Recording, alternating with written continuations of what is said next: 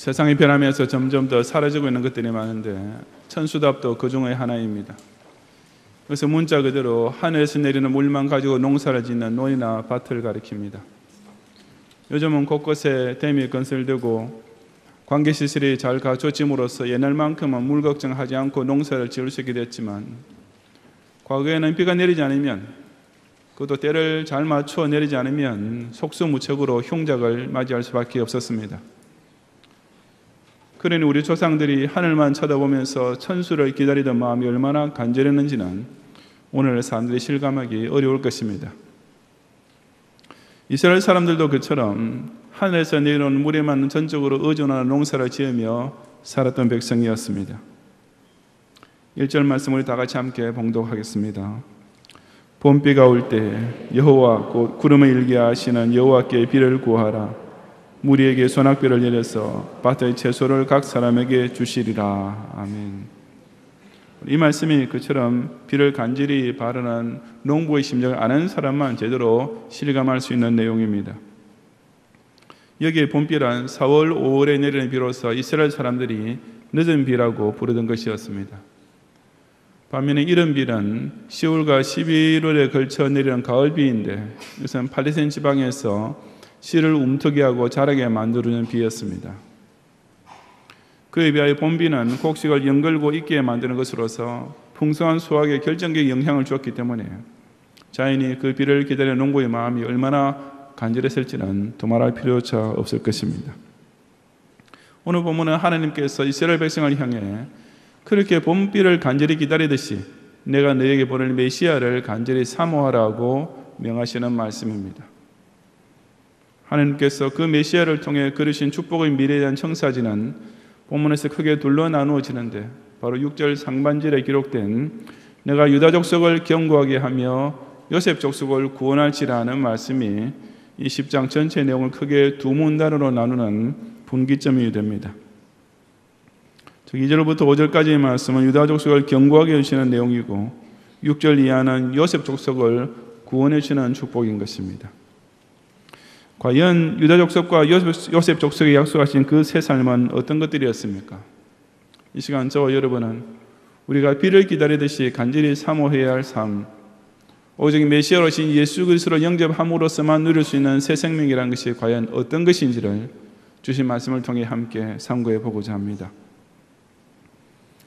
성도의 새 생명은 첫째로 참된 주권자께로 돌아옴으로써 이전에 우상을 줬던 인생이 이제는 하나님만 유일신으로 섬기는 것입니다. 2절부터 6절 상반절까지 함께 봉독하겠습니다. 드라빔들은 헛하는 것을 말하며 복술자는 진실하지 않은 것을 보고 거짓 꿈을 말한즉 그 위로가 헛됨으로 백성들이 양같이 유리하며 목자가 없으므로 곤고를 당하나니 내가 목자들에게 노를 바라며 내가 수렴소들을 벌하리라. 만군의 여호와가 그 무리 곧 유다 족속을 돌보아 그들을 전쟁의 준마 같게 하리니 모퉁이 돌이 그에게서 말뚝이 그에게서 싸우는 활이 그에게서 권세 잡은 자가 다 일제히 그에게서 나와서 싸울 때에 용사같이 거리의 진흙 중에 원수를 밟을 것이라. 여호와가 그들과 함께한즉 그들이 싸워 말탄 자들을 부끄럽게 하리라. 내가 유다 족속을 견고하게 하며 라고 했습니다. 유다 족속이 견고하게 되는 복은 이스라엘 백성들이 온갖 우상 숭배에서 벗어나 참된 목자를 모시게 됨으로써 이루어질 일이었습니다. 구약에서 목자는 왕을 비유하는 경우가 많은데 본문의 문맥에서도 마찬가지입니다. 특별히 본문에서 유다 족속만을 강조해서 언급한 이유도 바로 여기에 있는 것으로서 오실 메시아는 정통 왕가에 있는 유다 지파를 통해 태어나게 되어 있었기 때문이었습니다. 예수님께서 이스라엘의 목자, 즉 왕으로 임하시기 이전의 이스라엘은 온갖 우상에 의존하며 그 지배 아래에 매여 있었습니다. 드라빔은 사람 모양으로 깎아 만든 가정의 수호신이었는데 때로는 그 집안의 상속권을 상징하기도 했습니다. 사람들은 이것이 자기 집안의 복을 가져다 준다고들 믿고 살았지만 실상 그런 우상이 약속해주는 복이란 헛하는 것들에 불과했습니다. 복술자는 점쟁이를 가리키는데 그들은 진실하지 않은 것을 보는 자들이었습니다. 즉 당신은 이런 복을 받게 됩니다 라든지 혹은 당신은 저런 재앙을 당할 위험이 있습니다 라는 따위의 거짓 꿈을 말하면서 백성을 미혹했던 것입니다. 그러니 그런 우상이나 점술이 사람에게 전해주는 소위 위로라는 것은 실로 헛된 것이 될 수밖에 없었습니다. 그래서 하나님께서는 이스라엘 백성들이 그런 우상 숭배의 미혹을 받으며 살던 상태를 가리켜 백성들이 양같이 유리하며 목자가 없으므로 곤고를 당하는 상태라고 하신 것입니다.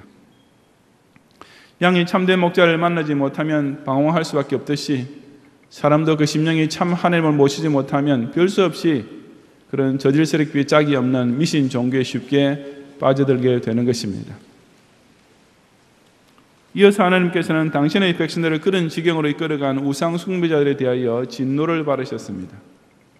내가 목자들에게 노를 바라며 내가 수렴소들을 벌하리라 하고 선포하신 말씀이 그 뜻입니다. 여기에 목자들이란 그런 우상 숭배의 사상을 가지고 이스라엘 백성을 억압했던 이방 나라의 왕들을 가리킵니다. 수렴소는 양을 직접 괴롭히는 짐승으로서 여기서는 그처럼 우상 숭배하는 왕들과 함께 이스라엘을 멸시하고 타락시킨 이방 민족들을 총칭하는 말입니다. 하지만 하나님께서는 그 무리 곧 유다 족속을 돌보아 그들을 전쟁에 준막하게 만드심으로써 그런 불신 세력 우상 숭배자들을 징치하실 것이라고 하셨습니다.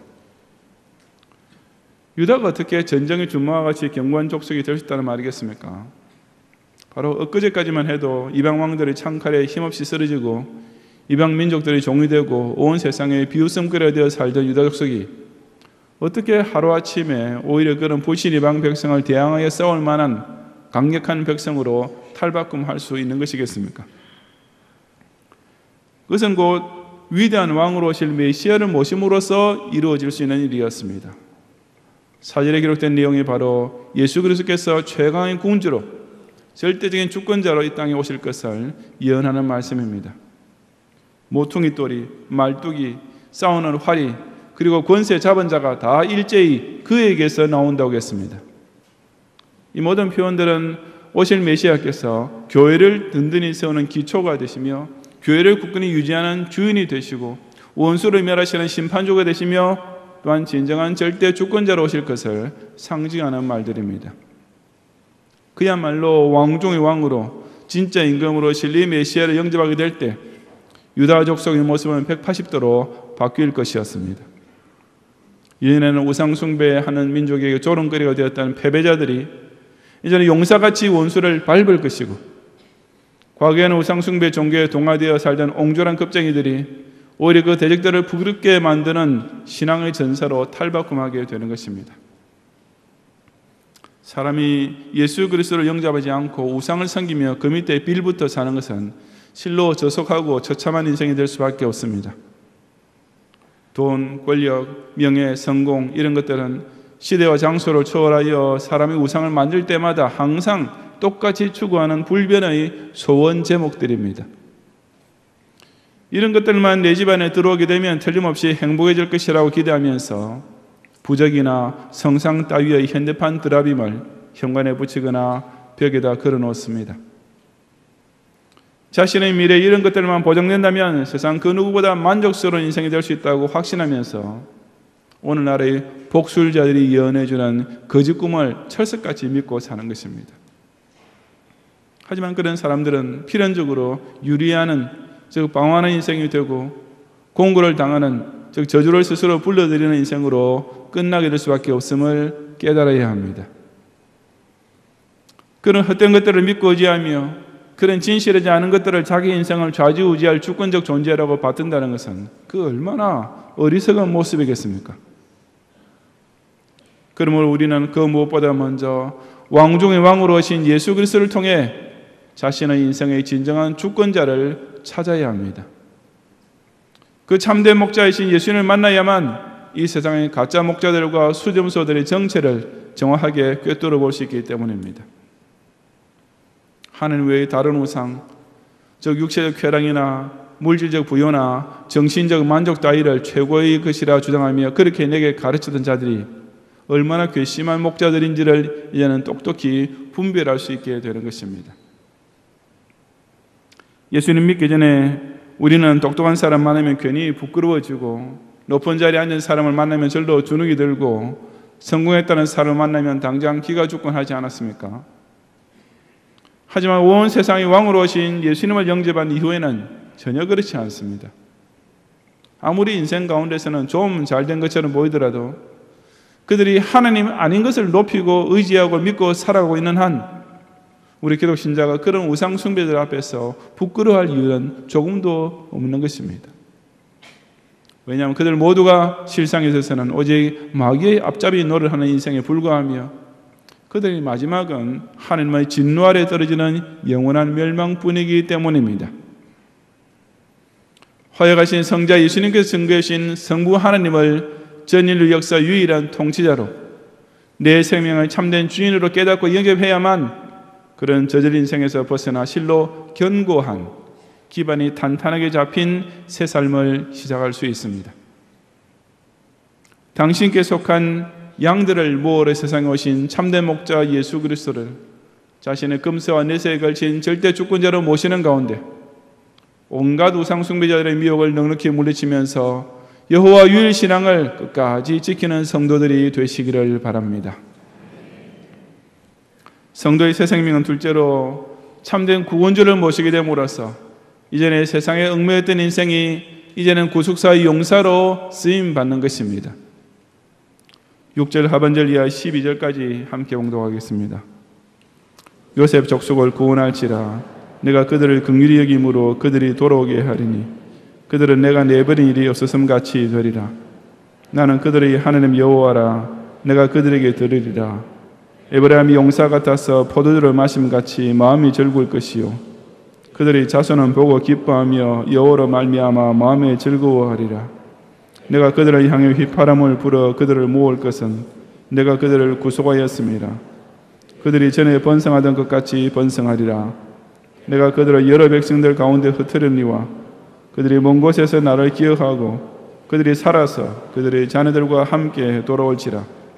내가 그들을 애굽 땅에서 돌아오게 하며 그들을 아수르에서부터 모으며 길라 땅과 레바논으로 그들을 이끌어가리니 그들이 거할 곳이 부족하리라. 내가 그들이 고난의 바다를 지나갈 때에 바다 물결을 치리니 나일의 깊은 곳이 다 마르겠고 아수르의 교만이 낮아지겠고 애굽의 규가 없어지리라. 내가 그들로 나 여호와를 의지하여 견고하게 하리니 그들이 내 이름으로 행하리라. 나 여호와의 말이니라. 아멘. 아까 유다 족속에 주신 말씀에 비해서 여기 요셉 족속을 향한 말씀은 조금 다른 각도에 초점이 맞추어져 있습니다. 남쪽 유다는 바벨론 포로 시절을 통과하는 동안 그 무엇보다도 정통 왕조를 잃어버리고 있었습니다. 그래서 하나님께서는 메시아께서 그 왕권을 가지고 오셔서 그들을 견고하게 저 강한 주권자에게 속한 백성으로 회복시켜 주겠다고 약속하신 것입니다. 그에 반해서 요셉 족속에게는 그들이 돌아오게 하리니 라는 구원의 약속이 계속 강조되고 있습니다. 왜냐하면 요셉 족속, 저 북쪽 이스라엘 백성은 아수르 제국에 멸망당한 뒤에 온 백성이 여러 이방 나라로 흩어져 사는 비극을 당하게 되었기 때문입니다. 그러니 그 요셉 족속에 있어서 그처럼 뿔뿔이 흩어져 살던 자기 족속이 다시 한 곳에 모이게 된다는 것은 실로 꿈 같은 일이요 전혀 실현 가망성이 없는 공상에 불과했습니다. 하지만 그런 요셉 족속이었기 때문에 하나님께서 그들로 하여금 그 고토로 돌아오게 하리라는 약속을 본문에서 수차례 반복해 주신 것입니다. 내가 그들을 애굽 땅에서 돌아오게 하며 그들을 아수르에서부터 모으며 라는 말씀이 바로 그런 맥락입니다. 하나님께서는 그렇게 해주시기 위해 심지어 내가 그들을 향하여 휘파람을 불어 그들을 모을 것이라고까지 말씀하셨습니다. 그래서 목자가 자기 양떼를 모으기 위하여 특정한 신호를 보내는 것에 비유한 말씀입니다. 그러므로 비록 그들이 이전에는 하나님께서 여러 백성 가운데 내버리고 흩었던 백성이었지만 이제는 그들이 아무리 먼 곳에 있다 하더라도 하나도 빠짐없이 살아서 그들의 자녀들과 함께 반드시 돌아오게 해주실 것이었습니다. 그것은 요셉 족속에 있어서 실로 불가능한 꿈이 현실로 이루어지는 것이나 다름없었습니다. 그리고 그처럼 흩어져 있던 자기네를 다시 완전히 모아오시는 것을 보게 될 때 요셉 족속은 사실상 하나님께서 자기네를 내버린 일이 없었음을 깨닫게 될 것이었습니다. 그런 놀라운 구원 역사를 통해 에브라임, 즉 요셉 족속은 하나님께로부터 긍휼히 여김을 받았으며 하나님이 여전히 그들의 하나님 여호와이신 것을 확신하게 되면서 실로 여호와로 말미암아 마음에 즐거워하는 새 삶의 기쁨을 만끽하게 될 것이었습니다. 10절 하반절 이하의 말씀은 그 후에 요셉 족속은 하나님께서 그들을 이끌어 가시는 나라를 이전에 자기네들을 지배하고 괴롭히던 이방 나라들을 향해 지극히 당당하게 나아가게 될 뿐 아니라 오히려 그할 것이 부족할 정도로 그 땅들을 정복하게 될 것을 예언합니다. 그들이 여호와를 의지하고 그 이름으로 행할 때 즉 자기를 구원하시고 불러 모으신 하나님 이름을 높이 받들고 세상을 향해 전진하는 용사로 탈바꿈하게 될 때 그 이방 족속들의 교만이 낮아지고 그 부신 임금의 규, 즉 왕권의 상징인 홀이 사라져버리게 될 것이라고 한 것입니다. 이전에는 부신 세상의 힘에 짓눌려 살던 인생이 이제는 오히려 세상 앞에 영적으로 왕노를 하며 세상을 변화시키며 세상을 굴복시키는 놀라운 인생으로 바뀌게 될 것이라는 말씀입니다. 아까 유다 족속의 경우와 마찬가지로 이 요셉을 향한 예언 역시 오실 메시아를 통하여 신약 성도에게 성취될 약속이었습니다. 역사적으로 요셉 족속이 다시 북쪽 이스라엘에 모여 번성하며 사는 때는 오지 않았기 때문입니다. 하지만 그 대신 이 예언은 예수 그리스도를 통해 한 구절도 빠짐없이 완벽하게 성취되었습니다. 우리 역시 모두 다 이전에는 불신앙의 여러 백성들 가운데 흩어져 살던 죄인이었습니다. 그 장망성에서 빠져나왔다가는 살 길이 없을 것이라고 착각하면서 또 스스로 빠져나올 힘도 없이 그냥 섞여서 같이 죽어가던 자들이었습니다. 그야말로 악인들이 꾀는 소리를 따르며 죄인들이 모여있는 길에 서 있고 하나님을 거역하는 오만한 자들이 모인 자리에 함께 앉아 있었던 것입니다. 하지만 하나님께서 그렇게 살던 우리를 향해 내 백성아 거기서 나오라고 불러 모으시는 구속사역이 발동되면서 실로 기적 같은 일이 벌어지게 됩니다. 죄인이었던 우리가 예수 그리스도의 십자가를 통해 선포된 이 복음의 휘파람 신호를 듣고 이 교회에 같이 모여 거룩한 공동체를 이루게 되었습니다. 그 십자가 구속사역을 통해 하나님께서 우리에게 얼마나 큰 긍휼을 베풀어 주시는지를 깨닫게 되었습니다. 그리하여 하나님만이 우리의 참신이 되심을 고백하면서 오직 그분께만 모든 영광과 찬양과 감사를 돌리는 가운데 실로 여호와 하나님이여 기뻐하고 즐거워하는 새 삶을 누리게 된 것입니다. 우리 자신뿐 아니라 우리의 자녀들과 함께 이 교회 안에 모여 살게 되었습니다. 그리고 주님 재림하실 때까지 이 땅을 정복해가며 그할 것이 부족할 정도로 복음 운동을 땅까지 확장시켜 나가는 복을 누리고 있습니다. 이전에는 그저 먹고 살기에만 바빠서 늘 세상에 끌려다니며 하루하루 비참하게 살던 우리가 지금은 지극히 높으신 하나님 이름을 받들고 이 천년 왕국을 통해 세상을 향하여 그리스도와 함께 왕노를 하는 당당한 인생이 된 것입니다. 실로 놀라운 일이 저 여러분에게 실제로 벌어진 것이 아니겠습니까? 장망성에 흩어져 살다가 구원의 은혜로 확신하게 된 자들이 이 거룩한 공동체에 부름받고 함께 모여서 세상을 이기며 살게 된 이 새 삶은 2000년 동안 나라 없이 살던 이스라엘 민족이 팔레스타인 땅에 다시 모여 살게 된 것과는 비교도 할 수 없을 정도로 크고도 경이로운 하나님의 역사입니다. 이전에는 회사 사장의 눈치만 살피고 거래처와 고객에게 굽실거리며 살아야 했던 인생이 이제는 하늘에 계신 주인께서 내게 맡겨주신 달란트를 가지고 부지런히 장사하여 그리스도의 구속사 완성을 위해 요긴하게 쓰임받는 청지기로 격상된 것은 미약한 에브라임이 애국과 아수르라는 대제국을 압도하는 승자로 탈바꿈한 것이나 다름없는 기적 중의 기적인 것입니다. 한번 택정하신 자를 결코 내버리지 않으시고 반드시 교회를 통해 불러 모아오시는 이 예수 그리스도를 나의 영원한 구원주로 모시는 가운데 이제 더 이상 썩을 것과 죽을 것에 끌려다니지 말고 오직 그의 나라와 의를 위한 선한 일에 크게 쓰임받는 구속사의 용사들이 되시기를 바랍니다. 성도 여러분, 70년 동안의 바벨론 포로에서 해방을 받고 고국으로 돌아왔던 이스라엘 백성에게는 실로 새 생활의 복이 절실했습니다. 더 이상 옛날 같은 꼴로 살아서는 안 되겠다는 간절함이 그들 모두에게 이심전심으로 통하고 있었습니다. 신앙생활에 실패하고 그 결과 육신생활도 저주 아래 있던 과거로부터 이제는 정말 깨끗이 벗어나서 완전한 새 삶을 시작하겠다는 결단이 고국으로 귀하는 모든 이스라엘 백성의 마음에 사무치고 있었던 것입니다. 하나님께서는 그런 새 삶이 바로 당신께서 보내실 메시아를 통해 이루어지게 될 것이라고 약속하셨습니다. 메시아를 통해 은혜의 단비가 내림으로써 그를 믿는 성도에게는 그야말로 새 생명의 삶이 움트고 자라며 열매가 맺히는 축복이 나타날 것이기 때문이었습니다. 예수님이 없는 삶은 오로지 우상에게 지배당하는 인생이요 여지없이 불신상에 끌려다니는 인생일 뿐입니다. 아무리 내 마음대로 자유롭게 산다고 생각해도 실상은 마귀의 자식이 되는 것이며 아무리 내 딴에는 열심히 산다고 해도 실상은 사탄의 종로라는 인생이 될 뿐인 것입니다. 그랬던 우리가 예수 그리스도께서 화육 강세우심으로써 진짜 왕을 모시며 놀라운 구세주를 따를 수 있게 되었습니다. 바로 그 메시아를 영접하기만 하면 모든 죄의 속박에서 자유함을 얻고 온갖 사탄의 미혹에 대하여 넉넉히 이기는 인생을 누릴 수가 있는 것입니다.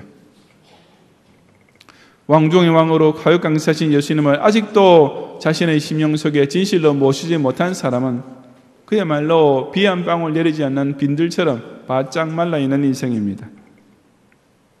내 인생이 더 이상 그런 메마른 상태로 계속되어서야 하겠습니까? 영접하고 따르기만 하면 절로 많은 과실을 맺게 해주는 포도나무와 같은 예수님을 자신의 구원주로 믿지 않는 사람은 마치 뿌리의 물기를 빨아들일 길이 없는 둥지에서 잘린 가지처럼 살아있는 것 같지만 실상은 이미 죽은 인생입니다. 그렇게 마르고 마르다가 결국 아궁이에 던져져 불에 타 죽을 심판의 날만 기다렸어야 되겠습니까? 내셔널 지오그래픽 같은 과학 다큐멘터리 텔레비전에 보면 아프리카의 대초원 지대에서 벌어지는 신비한 생명의 활동이 생생하게 방영됩니다. 그런 대초원은 1년 중 대부분이 비 한 방울도 내리지 않은 건기로만 이어지다가 우기가 되면 일시적으로 엄청난 양의 폭우가 내리는데 그 비가 한번 지나가고 나면 정말 신기하기 짝이 없는 변화가 당장 나타나게 됩니다.